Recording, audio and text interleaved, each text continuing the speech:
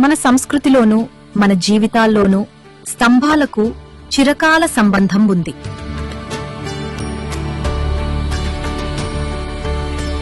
కొన్నిసార్లు అవి భూమిని ఆకాశంతో కలిపే విశ్వ చిహ్నాలుగా నిలుస్తాయి.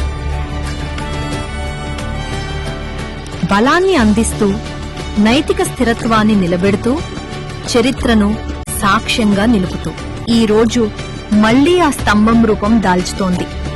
12 సంవత్సరాల వారసత్వాన్ని కొనసాగిస్తూ బలం, ఐక్యత మరియు విశ్వాసానికి ప్రతీకగా నిలుస్తోంది.